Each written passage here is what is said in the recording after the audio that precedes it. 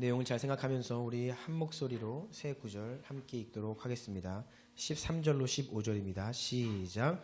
우리가 다 하나님의 아들을 믿는 것과 아는 일에 하나가 되어 온전한 사랑을 이루어 그리스도의 장성한 분량이 충만한 데까지 이르리니 이는 우리가 이제부터 어린 아이가 되지 아니하여 사람의 속임수와 간사한 유혹에 빠져 온갖 교훈의 풍조에 밀려 요동하지 않게 하려 함이라.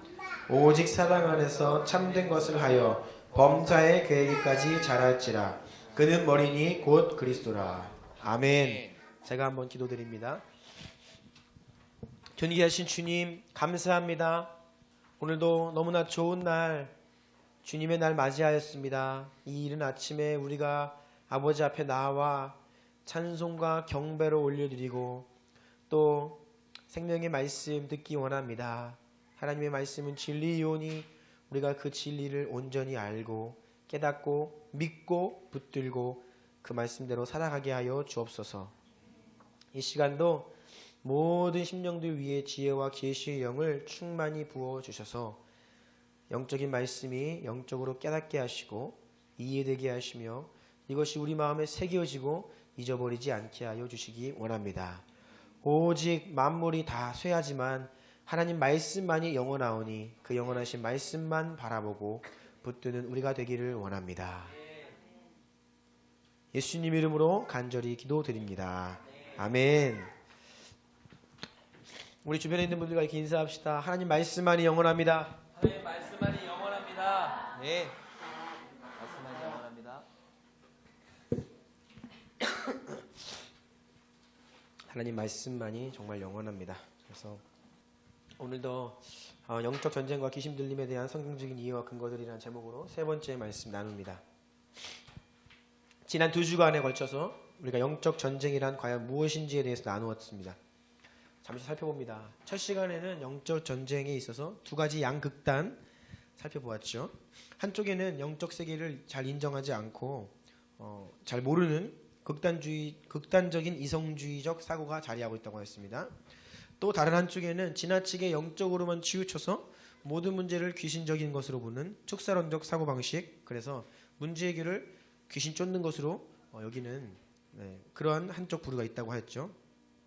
그리고 지난주 두 번째 시간에는 사탄과 귀신들의 기원에 대해서 살펴보았습니다. 그리고 특별히 우리가 잘 알아야 될 것은 이 귀신과 우리 육체의 본성, 타락한 육체의 본성을 잘 구별하는 것이 필요하다라고 하였죠. 이 두 가지가 굉장히 혼돈되고 또 이것을 잘 분별하지 못하면 우리가 우리 육체를 부인하고 힘써 싸워야 될 때 귀신을 쫓아낼 수 있고 또 귀신을 대해야 될 때 또 우리 육체와 싸울 수 있고 이런 것들 잘 분별해야 합니다. 그래서 대부분의 경우에 우리의 싸움은 우리 육체와의 싸움이라고 하였습니다. 타락한 본성, 이것을 부인하는 것이죠. 이것을 따르지 않고 성령과 말씀에 순복하는 것이 우리의 싸움이라고 하였습니다. 그래서 인간의 연약함이나 잘못된 경향성 가지고 무슨 영 그 안에 있다라고 하는 것은 굉장히 잘못된 비성경적인 것이라고 하였죠. 그래서 오늘 마지막 시간입니다. 마지막 설교 준비하는데 너무나 이게 힘들더라고요. 그래서 오늘 핸드아웃은 말씀이 하나도 없죠. 아무튼 내용을 꾸겨 넣습니다. 다 빼고요. 뭐 그냥 꾸겨 넣었어요. 그래서 여러분 오늘은 말씀을 앞에 띄워드리고 또 읽어드릴 텐데 같이 따라오시길 바랍니다.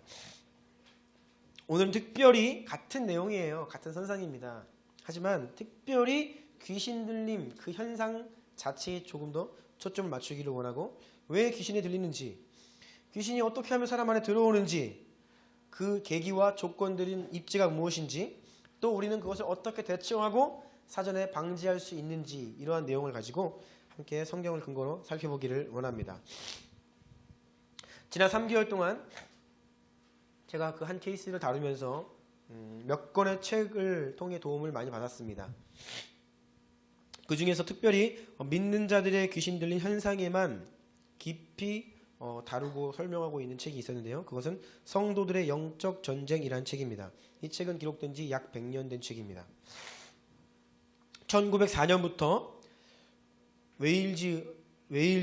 영국 웨일즈에 10년 이상 지속된 대부흥 가운데 얻게 된 수확물로서 이 책이 기록되었는데요.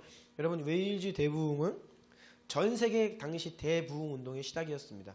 1904년 웨일즈에서 이 부흥이 시작됐고, 이듬해 1905년에 인도 카시아 지방에 부흥이 일어났고요. 그 이듬해 1906년에 LA 아주사 거리에서 부흥 운동이 일어났습니다. 그리고 종국에는 1907년에 평양으로 그 부흥 운동이 이어지죠. 그래서 전 대륙에 걸쳐서 계속해서 오랜 기간 동안에 엄청난 대부흥의 역사가 이 지구촌을 휩쓰는데, 그 시작이 바로 웨일즈 대부흥 운동이었습니다. 당시에 약 10년 동안 200만 명의 영혼들이 주님께 회개하고 돌아왔다는 보고를 하고 있습니다. 그들이 단순히 회개하고 돌아온 것이 아니라 대학 캠퍼스마다 찬양과 기도 모임들이 무수하게 일어났고, 또 극장과 술집들이 문을 닫는 도덕적인 혁명이 그 나라 가운데 일어났습니다. 그래서 굉장히 기독교 역사 가운데 기록에 남는 큰 부흥 운동이었음을 알 수 있죠.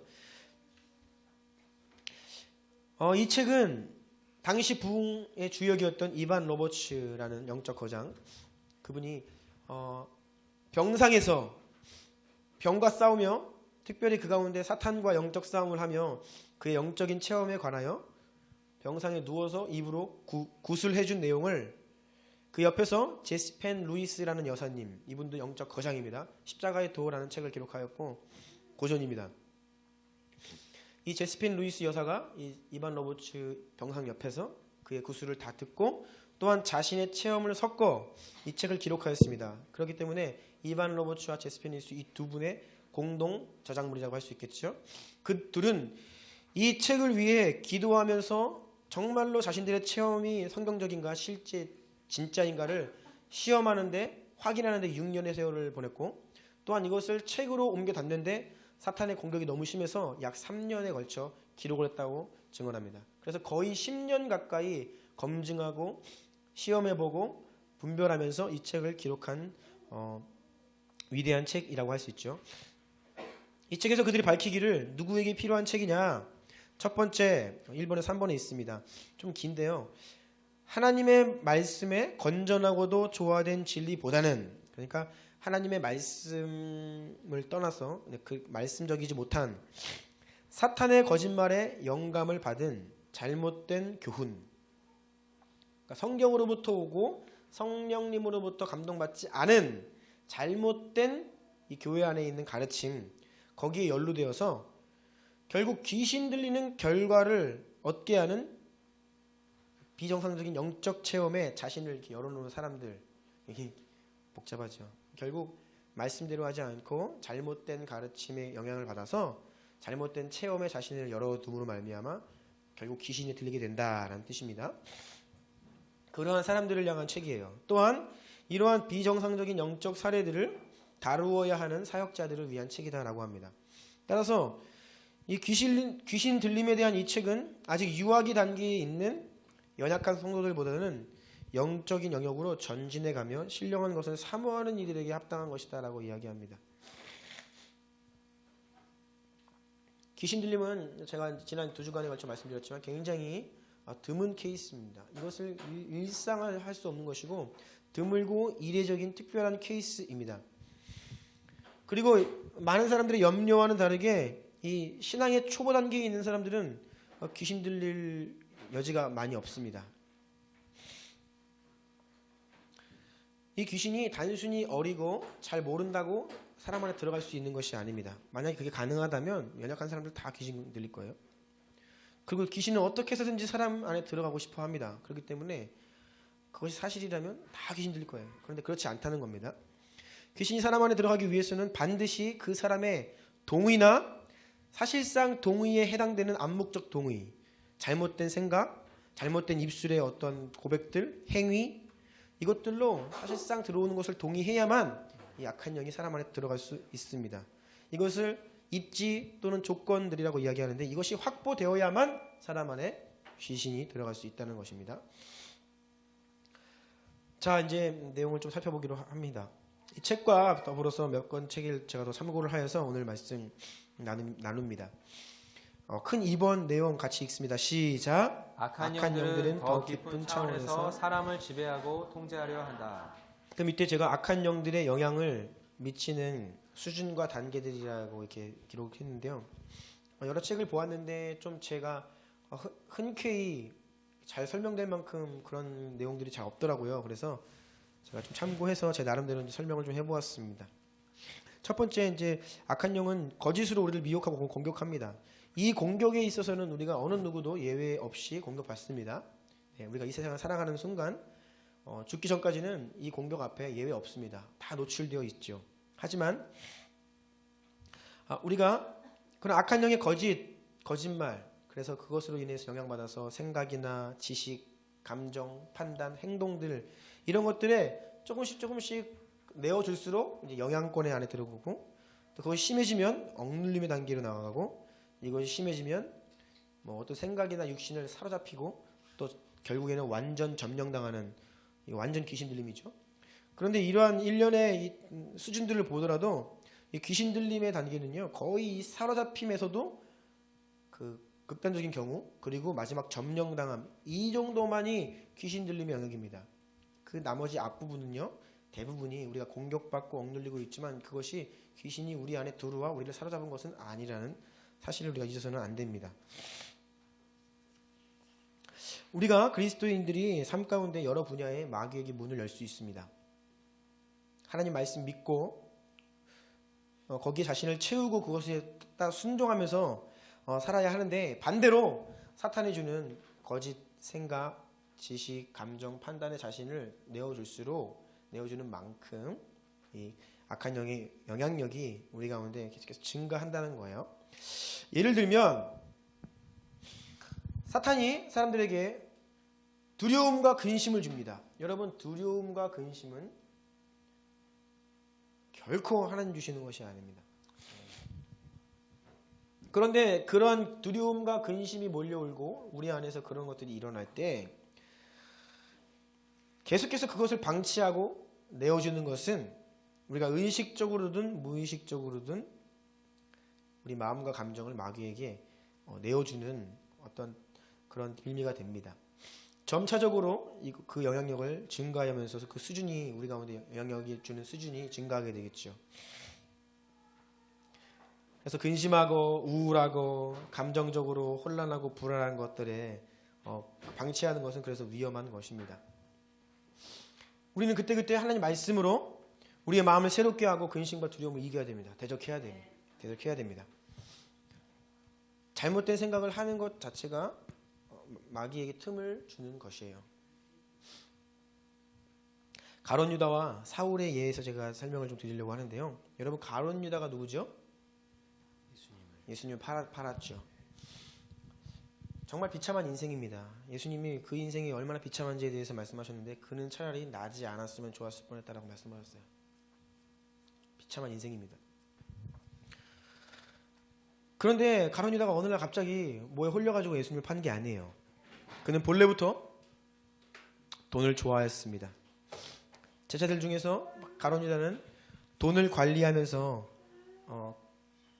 그 돈을 조금씩 손을 댔던 것 같습니다. 그래서 예수님께서 일찌감치 이렇게 말씀하셨죠. 요한복음 6장 70절입니다.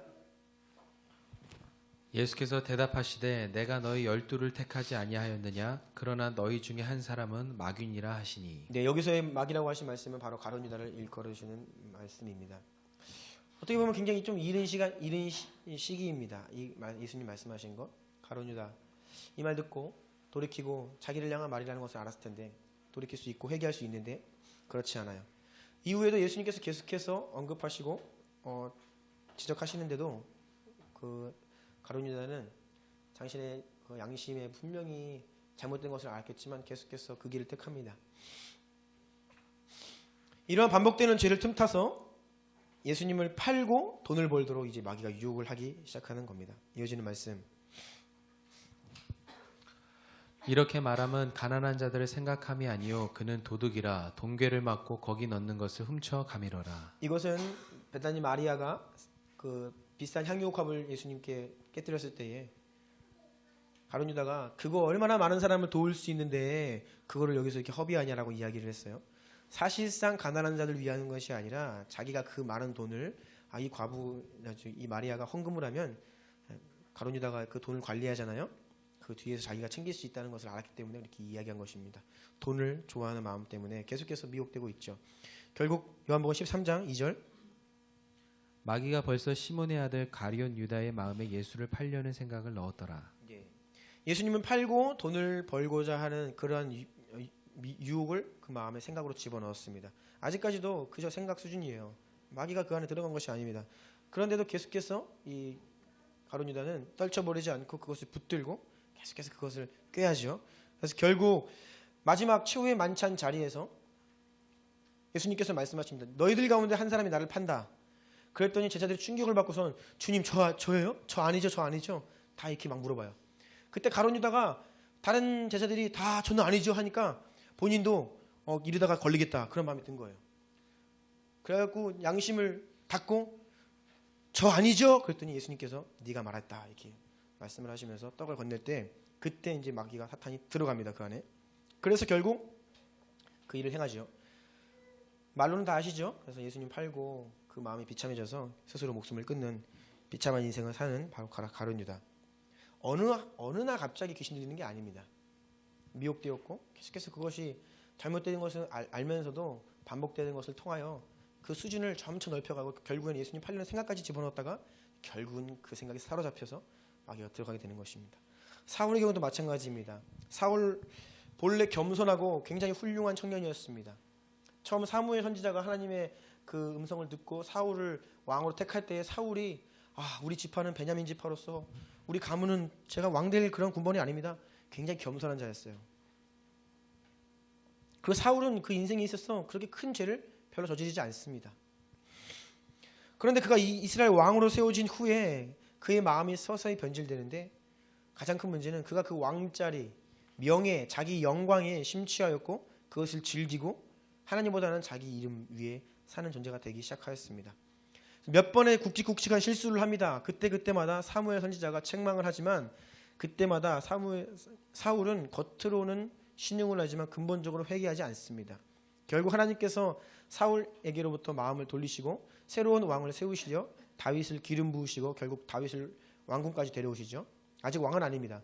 그런데 사울 왕이 그런 계속해서 인기를 얻어가는 다윗을 보며 질투를 느끼고 시기하고 자기 영광을 빼앗기는 것에 대해서 거의 노이로제 걸리죠. 계속해서 그것이 오랜 시간 동안에 지속되는 보니까 결국 그는 악한 영에 의해 고통당하는 자가 됩니다. 그리고 그도 또한 말년에 점치는 자에게 가서 점도 치고 비참하게 장렬하게 죽음을 맞이합니다. 특별히 이 다윗이 피난길에서 사울이 다윗을 죽이려고 찾아갈 때 보면요, 저는 참 이해가 잘 안 돼요. 죽이러 갔다가 다윗이 자기 목숨을 2번이나 살려주죠. 그러니까 막 눈물을 흘리면서 내 아들아, 내가 너를 사랑한다. 그러다가 또 죽이려고 그래요. 정신이 오락가락합니다. 그리고 사울도 마찬가지고 그 아들 요나단도 마찬가지고 하나님께서 이미 다윗을 리더십을 주시고 이스라엘 왕으로 세우실 걸 다 알아요. 그럼에도 불구하고 끊임없이 완고하게 자기 영광 취하려고 하다가 결국 그렇게 비참하게 귀신의 악한 영에 시달리는 지경까지 나아가게 되죠. 여러분, 이런 케이스들이 말하는 것은 단번에 귀신 들린다는 것이 아니라 계속해서 반복해서 무언가 그 악한 영이 역사하는 수준의 깊이가 우리 안에 더해갈 수 있다는 그 과정을 보여주는 것입니다. 가로사 하모니입니다. 자, 그렇다면 우리는 여기에서 왜 귀신이 그토록 사람 안에 들어가려 하는지에 대해서 질문을 던질 필요가 있습니다. 여러분, 귀신이 사람 안에 들어가려 하는 이유, 마태복음 12장 43절입니다. 읽어주십시오. 더러운 귀신이 사람에게서 나갔을 때에 물 없는 곳으로 다니며 쉬기를 구하되 쉴 곳을 얻지 못하고. 쉴 곳을 얻지 못하여 사람 이전에 있던 그 사람에게로 들어간다, 이런 말씀입니다. 여러분, 우리는 그 내용을 정확히 알지는 못하지만 우리가 알지 못하는 어떤 방식으로 이 귀신이 사람 안에 쉴 곳을 찾아 들어가서 휴식을 취한다라고 볼 수 있어요. 말씀 보면 물 없는 곳으로 다니다가 쉬기를 구하되 쉴 곳이 없다. 물 없는 곳, 여러분, 물은 이 물질적인 겁니다. 근데 귀신은 영적 세력이에요. 그러니까 여기서의 물은 일반적인 이 물이 아닙니다. 성경에서 물은 생명을 의미하고 하나님의 말씀과 임재가 있는 어떤 그런 것을 이야기해요. 그러니까 더러운 귀신이 물 없는 곳, 죄악이 있는 곳, 어두움, 하나님이 거기 아니 계신 그런, 물론 하나님 편지하시기 때문에 없으신 곳이 없지만 죄악이 가득한 그런 어두움에 찾아다니다가 쉬기 위해서 사람을 찾아 그 안에 들어간다라는 것이에요. 그래서 쉽게 들어갈 수 없죠. 동의를 얻어야 한다고 했습니다. 어떤 일련의 과정들이 필요합니다. 굉장히 강교한 교묘와 술수와 거짓 미혹을 통해 사람을 장기간 동안 속이고 작업을 통해서 결국은 들어가요. 한 번 들어가면 쉴 곳이죠. 나오려고 하지 않습니다. 발악을 하는 겁니다. 끝까지 발악을 하고 나오지 않죠. 왜 또 이렇게 들어가려고 하는가? 들어가면요, 이제 귀신 들렸다 이 차원은 이제 우리 외부에서 우리를 공격하는 것과는 다른 차원입니다. 우리의 생각이든 어떤 의지든 아니면 육체를 사로잡아서 이제는 완전히 영향을 주는 수준이 아니라 자기 멋대로 통제하고 조절하고 컨트롤하는 수준이 바로 귀신 들림의 상태예요. 그러니까 미혹하고 이제 유혹하는 수준이 아닌 겁니다. 이제 자기 멋대로 조종하는 거예요. 여러분, 꼭두가시처럼 한 사람을 부릴 수 있다. 이 귀신에게는 굉장한 거죠.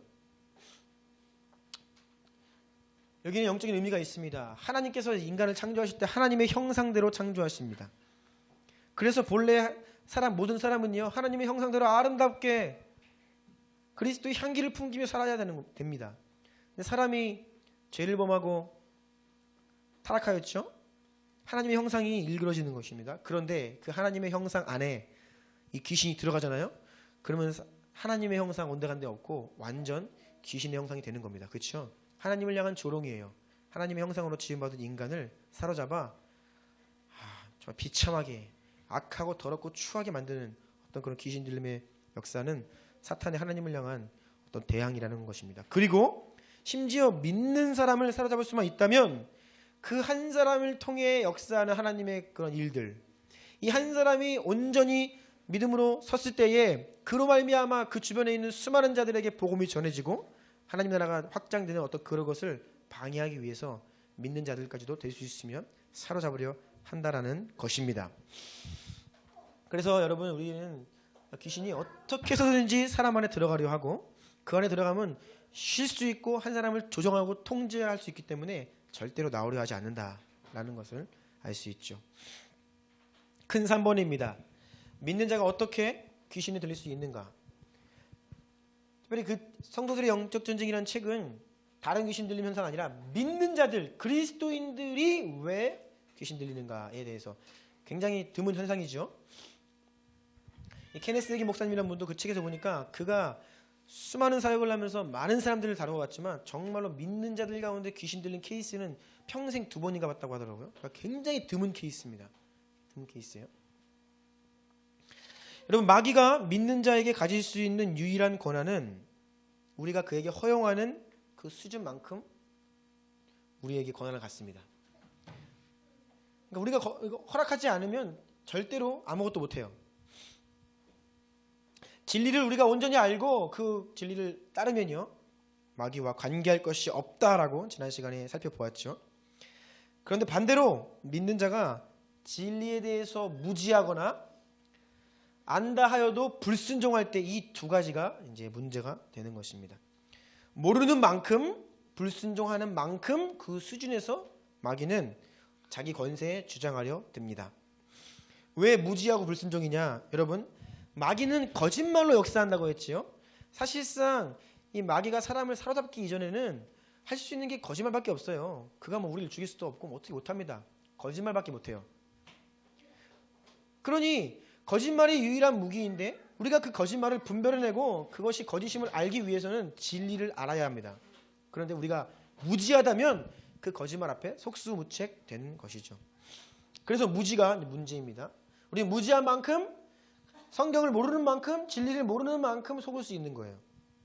또 불순종, 로마서 말씀에 불순종의 아들들 가운데 역사하는 영이다 라고 하였습니다. 여러분, 사탄과 귀신들은 죄가 있고 불순종하는 자 위에서 자꾸 역사하고 주관하려 합니다. 그렇기 때문에 믿는 자라 할지라도 불순종하고 죄를 범하고 어떤 이런 영역 가운데 계속해서 사탄이 권세 주장한다는 거예요. 그래서 이 무지와 불순종이 마귀에게 틈을 주는 그런 입지의 기본적인 요건들이 될 수 있다라는 것입니다. 그래서 악한 영은 어떻게 해서든지 속이려고 그럽니다. 괜찮다.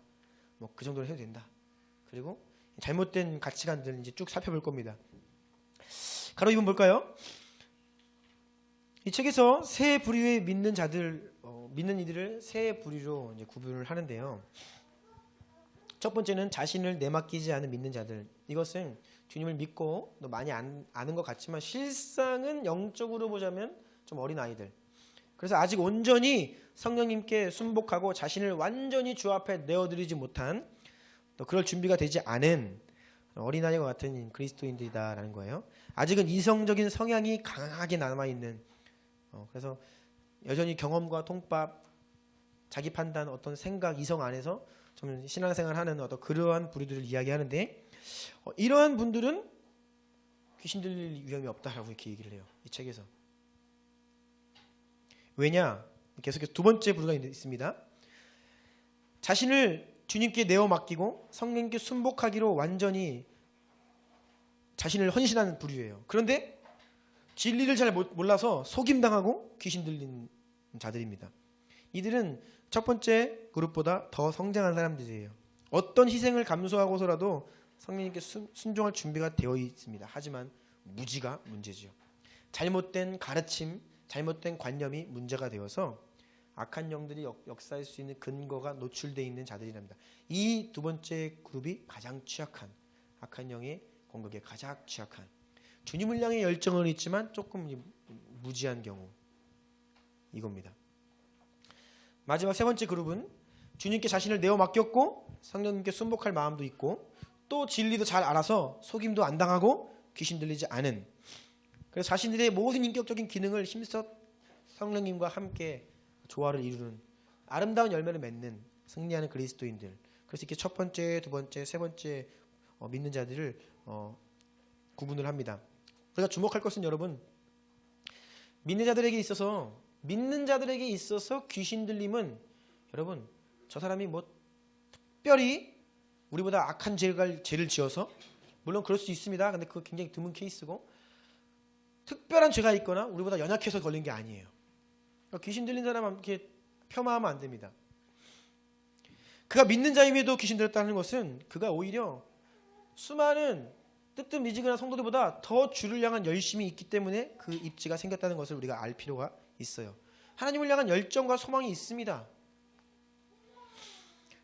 오히려 미지근한 사람들은 뭐 귀신 들릴 계기도 없다는 겁니다. 마치 보통 이단에 빠지는 경우를 보면 영적인 것에 대해서, 진리에 대해서 뭔가 좀 열심히 있고 사모하는 사람들이, 종교성이 강한 사람들이 이단에 빠져요.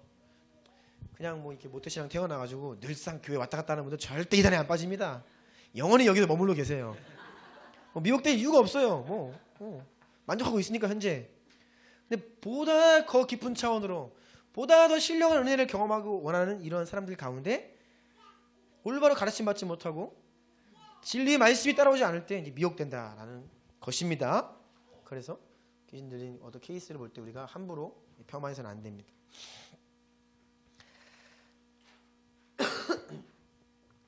가로 3번입니다. 악한 영들이 역사할 수 있는 입지와 조건들입니다. 3번에 3번이에요. 지금 3번에 3번. 첫 번째, 고의적으로 죄를 범함. 이것이 이제 한 가지 문제가 될 수 있는데, 아까 가룟 유다나 뭐 사울의 경우에서도 이제 이런 케이스라 볼 수 있고, 작년 우리 DS 친구들과 함께 겨울 수련회 갔는데 그때 참 좋은 강사님들이 많이 오셨었는데 그 중에 한 분이 저 주한장로교회에서 사역하시는 어떤 부목사님이셨는데 이분이 소위 귀신 쫓는 전문가입니다. 그래서 그때 뭘 했냐면 본인이 이렇게 전도해가지고 점쟁이 무당들 많이 전도한 거예요. 그래서 그분들이 쓰던 뭐 굿할 때 쓰던 징, 꽹가리 이거 갖고 와서 막 치면서 찬양하고 그랬거든요. 여러분 이거는 좋은 도구입니다. 이걸 보면서 막 하고 그랬는데 그분이 어떤 귀신 들린 케이스에 대해서 상담하고 또 그런 것들을 이야기해 주는데 제가 기억나는 것이 한 가지 있는데 이거예요. 귀신 들리고 싶으면 맨날 공평화 봐라. 한 3개월만 맨날 보면 그냥 걸린다. 그러더라고요. 그래서 그때 이제 기억나는 것이 만약에 우리 청소년들 가운데 뭐가 보이거나 뭐가 들리거나 그러면 이미 이미 많은 단계에 와 있다는 거예요. 그럴 때는 이미 본인 스스로가 할 수 없다는 겁니다. 반드시 목사님, 전문가를 찾아가라. 이미 들리고 보인다는 거는요, 많은 경우 이 약한 영에게 노출되어서 진행이 깊이 진척된 단계라는 것입니다. 여러분 공포영화 보지 마십시오. 알겠죠? 저도 공포영화가 이제 악한 거 모르고 전에 이제 보던 시절이 있었는데, 공포영화는 정말 보고 나면 무서워요. 그렇죠? 제가 재작년에 아내랑 함께 참 큰 실수를 했습니다. 극장 가가지고 좀비 영화 한번 봤어요. 월드워 Z. 그때 우리가 왜 봤는지 몰라요. 그거 있죠? 정말로 뭐 공포영화, 저는 뭐 이런 좀비 영화 거의 안 보는데 그때 한번 어떻게든지 봤습니다. 근데 정말로 그 영화가 저는 정말 잔상이 길어서요. 거의 일주일 넘게 제가 밤마다 이 좀비 공포증에 시달렸어요.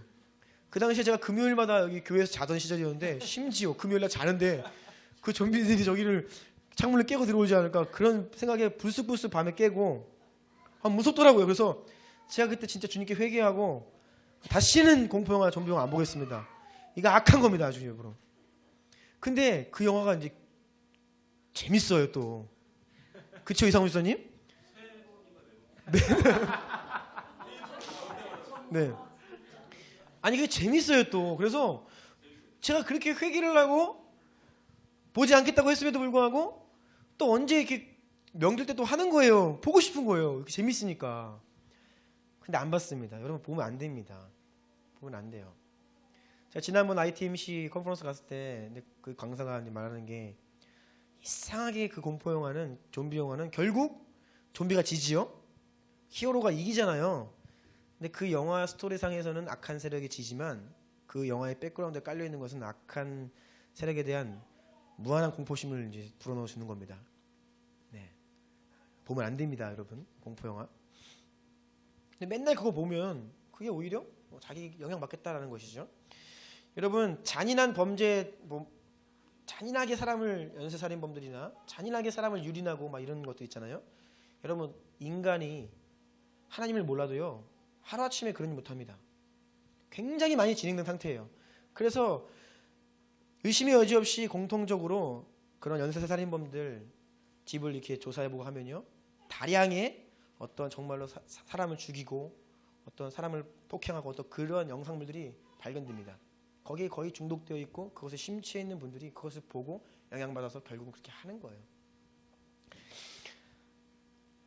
알면서도 반복해서 짓는 죄가 여러분 가운데 만약 있다면 우리가 그것을 끊어버려야 합니다. 네, 알면서도 짓는 죄들은 여러분 굉장히 그 입죄가 될 수 있는 여건들 될 수 있습니다. 그래서 근데 뭐 이런 경우는 이제 믿는 자들 가운데 굉장히 드물어요. 네, 고의적으로 우리가 이렇게 강도 높은 죄를 이렇게 지속적으로 짐으로 인해서 귀신 들리는 경우는 굉장히 드물고, 주로 이제 이야기하고 싶은 것은 두 번째, 세 번째, 네 번째 경우입니다. 동그라미 2번 보면 하나님의 역사를 위조하는 속이는 영들의 역사를 받아들인다. 고린도후서 11장 14절입니다. 이것은 이상한 일이 아니니라 사탄도 자기를 광명의 천사로 가장하나니. 네, 이게 무서운 겁니다. 사탄이, 귀신이 성령님을 과장하고 광명의 천사로 과장하여서 나타난다는 거예요. 그래서 그것을 이제 받아들이는 것이죠. 이 악한 영이, 하나님의 역사를 위조하는 악한 영의 역사, 이것을 분별 없이 받아들일 때 악한 영은 위조를 잘합니다. 세 번째는 수동성을 배양함으로 수동성에 빠져 기능을 사용하지 않음. 이 수동성이 또 굉장히 큰 문제입니다. 이 동그라미 2, 3, 4번은 다 연결되어 있어요. 하나인데요. 수동성을 배양한다는 것은 무엇이냐면, 여러분 성경을 보면 우리에게 지속적으로 하지 말아라, 무엇을 하라, 성령을 쫓아 행하라, 육신의 욕심을 이루지 말아라 명령합니다. 성령님이 우리 가운데 오시면 그것이 자연스럽게 될 것이라 말하지 않고 명령을 해요. 우리가 해야 한다는 것입니다. 그럼에도 불구하고 어떻게 수동적으로 생각하냐면, 성령님 하십시오, 당신께서 하실 것입니다. 또 이런 거룩한 말로 자신을 포장하여서 내가 해야 될 것을 하나님께서 하시도록 할 때에 이제 이 수동성에 빠져서 악한 영이 역사하는 입지 될 수 있다는 것입니다. 매우 심각한 질병입니다. 영적 질병, 수동성. 우리 가운데 많아요. 수동성. 무언가를 판단하지 못하고 그냥 영적 권위자가 얘기해 주면 그거 하고 그냥 하는 거, 이런 거 수동성입니다. 하나님이 우리를 그런 존재로 만들지 않으셨거든요. 이어지는 내용 가운데 계속해서 판단하겠습니다. 그리고 이제 잘못된 지도자들은 자신의 양무리를 이렇게 수동적인 존재로 만들려고 합니다. 말 따르게 하고 안 따르면 막 저주를 한다거나, 이게 하나님의 성품이 아니라 사탄의 성품이에요, 여러분. 동그라미 4번, 영적 원칙들에 대한 잘못된 관념입니다. 그 잘못된 영적 원리들을 갖고 있고 또 영적 지식이 잘못되어 있어요. 성경적이지 않습니다. 그래서 이제 거기에 올무가 되어 빠지는 것이죠. 그래서 2, 3, 4번 다 보면요, 다 무지한 이유 때문입니다. 진리의 말씀으로 무장되지 못하고 잘못된 가르침과 잘못된 사상에 영향받았을 때에 2, 3, 4번과 같은 지경에 빠진다는 것이죠. 가로 4번입니다. 자, 그러면 잘못된 개념들 좀 살펴보기 원하는데요. 예수님의 이름과 보혈이 자신을 보호해 줄 것이라는 잘못된 개념. 이게 왜 잘못되었을까요? 잘못된 개념입니다, 여러분. 동그라미 1번. 귀신이 역사할 근거를 허용하고 있다면 아무리 보혈을 주장할지라도 악한 영이 그 사람에게서 일할 권한을 갖지 못하게 할 수 없어요. 요한일서 1장 7절 9절 읽어주십시오. 그가 빛 가운데 계신 것 같이 우리도 빛 가운데 행하면 그 아들 예수의 피가 우리를 모든 죄에서 깨끗하게 하실 것이요 만일 우리가 우리 죄를 자백하면 우리를 모든 불의에서 깨끗하게 하실 것이요. 네, 보혈의 어떤 역사는 우리가 빛 가운데 행하고 우리가 죄를 자백할 때 어떤 이런 전제 조건이 이제 붙어요, 여러분. 우리가 주님을 사랑하고 예수님 믿는다는 이유로 예수 보혈로 다 해결된다, 예수 이름이면 다 된다, 이것은 굉장히 미신적인, 그걸 뭐 주문으로 생각하는 수준인 거예요. 그렇지 않아요. 우리가 여전히 죄 가운데 있으면요, 그 죄를 회개하고 돌이켜야 되죠. 그 죄 가운데 있으면서 그 보혈을 이야기하는 것은 이게 잘못된 사상이라는 것입니다. 동그라미 2번 보면 또 이러한 말들이 있습니다. 하나님이 날 사랑하시는데 내가 어떻게 속도록 내버려 두셔? 하나님은 날 지켜주실 거야 라는 이러한 말 자체가 미혹된 관념입니다. 속임수입니다. 하나님은 사랑이시죠. 그래서 우리에게 진리를 주셨습니다. 우리가 이 진리를 모르고 방황할 때 그것은 우리 책임이에요. 그것은 하나님의 사랑이 아니시기 때문이 아닙니다. 어떤 하나님의 사랑이시라는 이름으로 모든 것들이 그냥 커버된다고 생각하는 거예요. 그러면 하나님이 이 방대한 성경을 왜 우리에게 주실까요? 사랑으로 끝나면, 보혈로 끝나면, 주님 사랑하고 예수 보혈 선포하면 문제없고 다 해결함 받고 살 수 있는데 그것이 아니죠. 주님은 우리에게 구체적인 지침과 원리들과 가치관들을 허락하셨어요. 우리가 그것을 알고 그것을 따라 살도록 하셨다는 겁니다. 그래서 우리의 언행 심사가 성경적이지 않으면 그것은 그만큼 악한 영이 역사하는 발판이 된다는 것입니다. 그 책에 어떻게 기록되어 있냐면, 사탄이 열심히 있는 기도 모임인데 막 열심히 무리들이 모여서 하나님을 향해서 기도를 하는데 그들이 사탄의 미혹에 대해서 잘 알지 못하고 성경에 대해서 무지하다, 그러면 그 모임을 사탄은 너무나 편안하게 생각한대요. 그런 표현을 하더라고요. 막 힘있게 기도하는데 그들이 성경에 대해서 무지하다, 그러면 그거 뭐 아무것도 아니라는 거예요. 사탄이 볼 때에는 거짓말 할 수 있으니까요. 여러분, 우리 일상생활에서도 이런 예가 있습니다. 잘못된 생활 습관으로 인해서 우리가 질병이 올 수 있어요. 예를 들어서 책상에 오랫동안 앉아서 일하는데 허리가 이렇게 구부정한 상태로 계속해서 일을 하면 어딘가 문제가 오죠. 허리든 어디든. 그러면요, 여러분, 그 문제 해결하려면 어떻게 해야 됩니까? 자세를 고쳐야죠. 자세를 고쳐야죠. 근데 거기다 대고서 계속 이루고 있는데 문제 유발시키는 원인은 그대로 있는데 거기다 대고서 예수 이름으로 날지어다, 예수 보혈 바르고, 이게 잘못됐다는 거예요. 아까 일부 예배 때 우리 지윤정 사모님이 그러면 그 원인이 제거되지 않았을 때 기도하면 안 나요? 그러더라고요. 전 난다고 믿습니다. 그런데요, 나도 이러면 또 아파요. 여러분, 그 근본 원인을 해결하는 것, 이게 중요하다는 겁니다. 제가 아는 농촌에서 목회하시는 목사님 한 분이 재미있는 간증을 하시더라고요. 이분이 참 사랑이 많으시고 은사도 충만하시고, 그래서 그 시골에서 목회하시는데 그 할머니 할아버지들 아프시잖아요. 막 오일로 마사지 해드리고 기도해드리고 그러니까 많이 난대요. 근데 이 할머니들이 아프다가 와가지고 본인이 그렇게 기도해드려서 치유되면 편히 쉬셔야 되는데 이제 안 아프니까 더 열심히 일한다는 거예요, 가서. 그러니까 더 아파하고 오신대. 그러니까 본인은 치유가 많이 일어나는데 가서 더 일을 하니까 티가 안 난다는 거예요. 더 아파갖고 온대요. 이게 무슨 뜻인지 아시겠죠? 이러한 어떤 문제를 유발시키는 이유들이 있다는 겁니다. 그것이 근본적으로 해결되고 제거돼야 해결되는 것입니다. 하나님께서 세상을 창조하신 원리가 있다는 거예요. 그것을 무시하면 안 되죠. 영적 세계도 마찬가지입니다. 귀신 들림, 귀신이 역사하고 있는 어떤 근거가 되는 우리 안에 잘못된 생각, 잘못된 사상, 그것으로 인한 잘못된 행동이 있다면 그것을 진리의 말씀으로 고치고 교정하고 바꿔야지 이게 역사한다는 것입니다. 그것이 그대로인데 거기서 뭐 악한 영 나가라, 떠나가라 한다는 것은 물론 뭐 단기적으로 효과가 있을 수 있겠지만 근본적으로 전혀 해결책이 아니라는 것이죠. 가로 5번입니다. 수동성을 유발시키는 자기 부인에 대한 잘못된 개념. 이제 수동성이 왜 생기느냐, 이게 큰 문제인데 1번 보면 동그라미 1번 갈라디아서 2장 20절 말씀을 잘못 이해해서기 때문입니다. 읽어주세요. 내가 그리스도와 함께 십자가에 못 박혔나니 그런즉 이제는 내가 사는 것이 아니요 오직 내 안에 그리스도께서 사시는 것이라. 이제 내가 육체 가운데 사는 것은 나를 사랑하사 나를 위하여 자기 자신을 버리신 하나님의 아들을 믿는 믿음 안에서 사는 것이라. 내가 이제 죽었고 내 안에 그리스도께서 사신다. 이 말을 어떻게 이해하냐면 내 안에 예수님 사시니 나는 더 이상 없다 이렇게 생각하는 거예요. 잘못된 생각이죠. 좀 더 구체적으로 보겠습니다. 빌립보서 2장입니다. 너희 안에 행하시는 이는 하나님이시니 자기의 기쁘신 뜻을 위하여 너희에게 소원을 두고 행하게 하시나니. 우리 안에서 하나님께서 소원을 두고 행하신다. 우리 안에서 하나님이 행하신다라는 이 말 잘못 오해해서 내 안에서 하나님이 행하시기 때문에 나는 할 필요 없어. 그분이 하는 거야. 나는 그냥 드리기만 하면 돼. 이런 생각. 계속해서 하나님께서 내 대신 하실 것이기 때문에 내 의지를 사용하지 않고 하나님은 나에게 모든 것을 말씀하시고 인도하시기 때문에 나는 내가 생각하고 판단할 필요 없어. 하나님이 성령님께서 지도하시는 대로 알려주시는 대로 나는 나아가면 돼. 순종만 하고 뭐 이런 생각. 나는 하나님을 기다리고 하나님이 나를 움직이세요. 이런 것들이 다 수동성이라는 겁니다.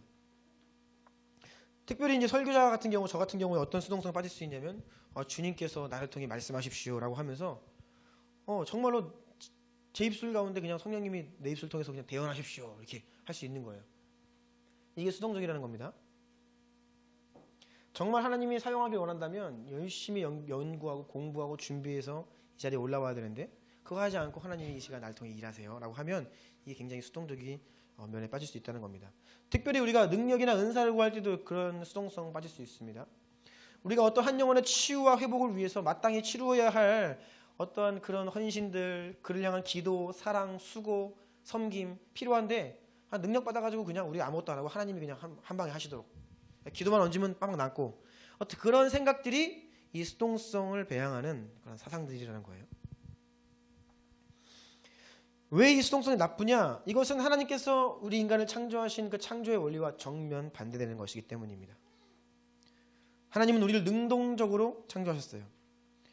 하지만 이 수동성은 자기 인격에 대한 자기 통제력을 상실하는 것을 말합니다. 하나님은 우리가 생각하고 사고하고 판단하기 원하시는데 우리가 생각하지 않고 하나님 말씀해 주세요. 뭐 해야 돼요? 알려주세요.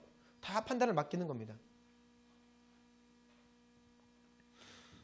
우리가 힘써 행하면서 그 가운데 성령께서 역사하시도록 구해야 함에도 불구하고 나는 없고 성령님 홀로 일하십시오.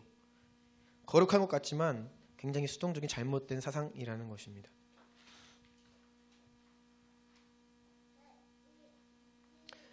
이 수동성이 왜 위험하냐? 사탄이 좋아하는 거예요.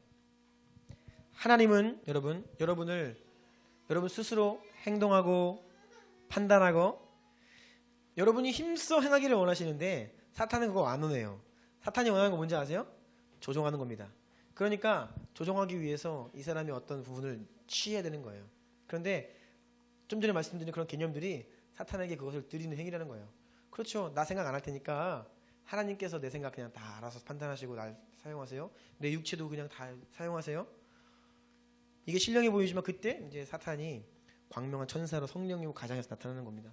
그래서 말해주고 그 말대로 따라하고 신체도 움직이고 말도 대신하고 여러분 내 의지와 상관없이 하는 것은 성령님의 역사가 아니에요. 성령님은 우리의 영과 우리의 의지와 동역 함께 조화를 이루어서 하시는 분입니다. 내 의지와 상관없이 무슨 말이 나간다? 여러분 이거는 사탄의 역사입니다. 근데 잘못된 관념 가운데 빠져서 이런 것들을 추구한다는 거예요. 사탄은 컨트롤하기 원하기 때문에 그 입지를 그 안에 들어가는 거예요. 내 생각 가져가십시오 주님. 그러면 사탄이 틈타서 그 생각 취하는 겁니다. 이게 입지입니다. 그러면 들어오는 거예요. 그게 바로 암묵적인 동의인 거예요. 내 의지 사용하지 않겠어요? 네. 그리고 나에게 보여주는 것만 제가 보겠어요? 저에게 알려주시면 제가 그거 하겠어요? 네, 이런 것들이 다 수동적인 거. 하나님께서 본래 우리 창조하신 것과 정반대라는 것을 기억해야 됩니다. 가로 7번이에요. 성령님께서는 믿는 자가 하나님의 뜻을 능동적으로 선택하고 자기의 의지로 그분께 순종하며 모든 기능을 자유롭게 사용할 것을 요구하십니다. 로마서 12장 1절 2절 다 같이 한번 읽어볼까요? 시작! 그러므로 형제들아 내가 하나님의 모든 자비하심으로 너희를 권하노니 너희 몸을 하나님이 기뻐하시는 거룩한 산 제물로 드리라. 이는 너희가 드릴 영적 예배니라.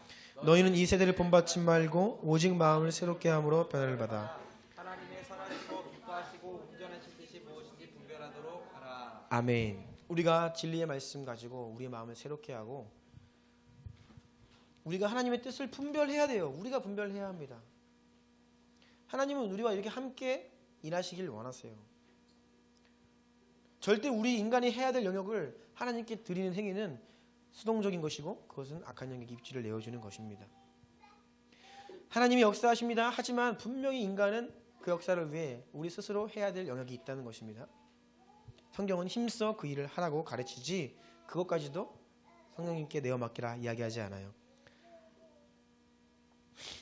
그래서 여러분 이렇게 잘못된 사상이 이제 점점 진행이 되면 정말 그렇게 사탄이 성령님을 가장하여서 그 사람의 생각, 이성, 판단, 사고 치고 들어와서 결국 점령하게 되는 겁니다. 저도 과거에 이런 위험 가운데 제가 그래서 노출되어 있다는 것을 깨달았습니다. 굉장히 저도 이런 위험 가운데 노출되어 있었어요. 제가 이렇게 훈련받고 할 때에 주변에 있는 많은 분들이 뭐 하나님의 음성을 들었습니다. 뭐 많은 것들을 체험하고 오니까 저도 막 진짜 하나님의 음성, 체험 이런 것들을 막 사모하고 근데 지금 생각하니까 잘못된 방식으로 그것들을 추구했어요. 실제로 제가 그래서 하나님의 어떠한 그런 성령 하나님의 역사하심을 간절히 사모하던 시절에 제가 어떤 영적 체험을 한번 했다고 했죠. 빛을 보고. 근데 그것이 사실 그 악한 영이었어요. 저를 막 감미롭게 유혹하고 저는 그 성령님인 줄 알았는데 제가 예수님의 이름을 대적하니까 사라졌다고 했죠. 제가 유일하게 경험했던 어떤 영적 빛이었고 막 그 음성이었는데 그것이 악한 영의 역사라는 것입니다. 조심해야 될 때입니다. 가로 8번 볼까요? 성령님을 위조한 이 악한 영의 역사가 이제 우리 가운데 있을 수 있다는 겁니다. 첫 번째, 강력한 역사 가운데 틈탄 악한 영의 역사. 여러분, 어떤 한 교회 가운데 부흥이 있고 어떤 한 집회 가운데 성령님이 막 부어져서 막 놀라운 역사가 일어난다고 해서 그 가운데 악한 영의 역사가 없을 것이라는 생각, 그것이 미혹입니다. 가장 큰 대부흥기 때 가장 악한 영의 역사가 강했어요. 하나님이 역사하시는 자리에서 사탄이 역사할 수 없다? 이것이 미혹입니다. 또 올바른 가르침 가운데 부분적으로 있을 수 있는 잘못된 가르침, 이것도 미혹인데 이거를 알아야 돼요. 어떤 목사님 내가 존경하는 분입니다. 따라요. 그분은 삶이 너무나 청결하시고 깨끗하시고 저분은 하나님 너무 사랑하시고 정말 좋은 분이에요. 그런데 그분이 하는 말 가운데 부분적으로 미혹된 생각, 잘못된 가르침이 있을 수 있습니다. 우리가 그것을 분별해야 돼요. 그런데 내가 신뢰하는 분이야. 저분 말이 다 맞지? 라고 하면 미혹될 수 있다라는 것입니다. 물론 여러분 저는 나쁜 사람은 아니죠. 하지만 여러분 제가 하는 말이라고 다 올바른 것이 아닙니다. 저도 때로 잘못 판단할 수 있어요. 그래서 여러분들은 스스로 하나님 말씀을 더 가까이 하시고 분별하셔야 돼요. 저도 마찬가지고요. 세 번째, 문맥과 상관없이 사용된 성경 본문, 요거 조심하셔야 됩니다. 문맥과 상관없이 그냥 어떤 초자연적인 인도로서 주어지는 성경 본문. 뭐 누군가가 막 교회에서 시험이 들어서 교회를 떠날까 말까 하고 있는데 오늘 아침에 말씀을 묵상하는데 창세기 12장 1절이 딱 등장해가지고 너는 본토 친척 아비 집을 떠나 내가 내게 지시할 땅으로 가라. 오늘 아침에 이 말씀을 주시네. 떠나라나 보다. 떠나겠습니다. 하나님이 오늘 말씀 주셨습니다. 이런 게 잘못된 가치관입니다, 여러분. 그렇게 인도받기 원하잖아요. 그러면요, 악한 영이 여러분에게 많은 말씀 줄 겁니다. 문맥과 상관없는 말. 뭐해라. 여러분, 판단 그렇게 하는 거 아닙니다. 물론 그날 아침 묵상하면서 감동받을 수 있어요. 하지만 그런 것들은 굉장히 보조적인 수단으로서만 역사해야지, 이것이 결정적으로 나를 인도한다? 그럼 여러분, 우리는 미혹에 빠집니다. 심지어 악한 영혼이요, 여러분 가운데 말씀도 보여줄 수 있어요. 몇 장 봐라 할 수 있습니다. 나 봤더니 정말 가야지. 그러면 악한 영의 이끌림에, 그 미혹에 빠질 수 있다라는 것입니다. 조심해야 돼요. 동그라미 4번, 하나님의 임재를 위조하여 감미롭고 부드러운 느낌 혹은 평강과 사랑의 느낌과 유사한 느낌을 불어넣는다. 여러분, 성령님은 우리의 영을 터치하시고 영 가운데 역사하시지만 이 귀신은 우리의 감각 가운데 역사합니다. 이 둘 차이를 잘 구분해야 돼요. 물론 우리의 영혼이 터치받으면 우리 감각 가운데서도 그것이 이제 영향으로 나올 수는 있지만, 근본적으로 이 사탄은, 귀신은 감각을 터치한다는 거예요. 그래서 우리가 뭔가를 느끼려고 하고 뭔가를 자꾸 들으려고 하고 보려고 하고, 이런 감각 차원에서 하나님의 역사를 보려 하면 딱 그냥 기다리고 있는 거예요, 악한 영이. 여러분, 그 이단되는 분들 다 보세요. 다 계시받습니다. 뭐 언제 몇 월 며칠 얘기해요. 뭐 곧 뭐가 온다 막 그래요. 틀린 거예요. 왜요? 그분들이 그런 쪽으로 사모하기 때문에. 그러면 여러분, 귀신은요 기다리고 있어요. 그렇게 하기를 얘기해줘요. 그래서 뭐 언제 몇 월 며칠에 누가 온다, 예수님 재림하신다, 저는 그분들이 그거 거짓말한다고 생각하지 않아요. 진짜 들은 겁니다. 근데 우리가 그런 초자연적인 경험을 하고 뭔가 들렸을 때에 성경 말씀을 보고선 분별을 해야죠. 그건 중립적인 겁니다. 귀신도 할 수 있어요. 그런데 거기에 이제 현혹되면 잘못된 길로 가게 되는 것이죠. 감각의 영역으로 임하는 것은 하나님이 아니십니다. 꼭 이것을 조심하셔야 돼요. 자, 이제 4번, 승리와 자유에 이르는 길을 보겠습니다. 여러분, 모든 것을 신중하게 살펴 판단하고 분별해야 합니다. 특별히 영적인 영역에 대해서 가르침을 받고 생각해 온 여러분 안에 있는 모든 지식, 이론, 또 표현들, 견해들은 지금부터라도 주의 깊게 점검하고 시험해 보아야 합니다. 말씀을 가지고. 그리고 우리가 특별히 초자연적인 경험을 하게 된다, 체험하면 그것은 반드시 중립적인 것으로 봐야 됩니다. 사탄의 역사일 수 있고 하나님의 역사일 수 있다. 그것을 섣불리 초자연적이다, 기적적이다고 하여서 하나님의 역사로 단정 내려서는 안 됩니다. 사도행전 17장 11절입니다. 읽어주세요. 베레아에 있는 사람들은 데살로니가에 있는 사람들보다 더 너그러워서 간절한 마음으로 말씀을 받고 이것이 그러한가 하여 날마다 성경을 상고함으로. 저는 우리 주나님께 성도들이 우리 베레아 성도들처럼 되기를 축복합니다. 바울의 가르침을 받고서도 성경을 상고하며 정말 그러한가 확인했습니다. 여러분들도 꼭 하나님 말씀을 확인하고 분별하시기를 축복합니다. 이어지는 고린도전서 말씀입니다. 영적인 일은 영적인 것으로 분별하느니라. 그러한 일 성령의 일은 영적으로 분별되기 때문이라. 신령한 자는 모든 것을 판단하나. 신령한 자는 판단한다 했습니다. 이 단어는 원어로 보면 검사하다, 조사하다, 판결하다는 뜻입니다. 여러분들 스스로가 검사하고 조사하고 판단할 수 있어야 합니다. 요한일서 말씀. 사랑하는 자들아, 영을 다 믿지 말고 오직 영들이 하나님께 속하였나 분별하라. 분별하라 하셨습니다. 데살로니가전서. 모든 것을 분별하고 선한 것을 취하십시오. 예, 분별하셔서 좋은 것만, 선한 것만, 진리만을 취하셔야 합니다. 2번입니다. 마귀의 속임수에서 자유케 되는 근본적인 원칙은, 그래서 여러분, 거짓을 믿는 것에서 구출되어 진리를 믿는 것으로 옮겨져야 됩니다. 무언가 잘못 생각하고 잘못 사고하고 잘못된 사상과 관념이 그 안에 있기 때문에 입지가 제공된 거예요. 그걸 틈타서 귀신이 들어가는 것입니다. 따라서 자유케 되기 위해서는 단순히 축사, 나가라 하는 것, 이것도 필요하지만 근본적으로 그것을 제공했던 거짓 믿음, 거짓 진리, 거짓 사상관념들이 진리의 말씀으로 교정되어야 돼요. 회개하고 돌이킴이 있어야 합니다. 그래야 주님께서 자유케 하시는 거예요. 진리를 알지니 진리가 너희를 자유롭게 하리라. 요한복음 8장 말씀에서 이렇게 되어 있죠. 이것이 반드시 있어야 됩니다.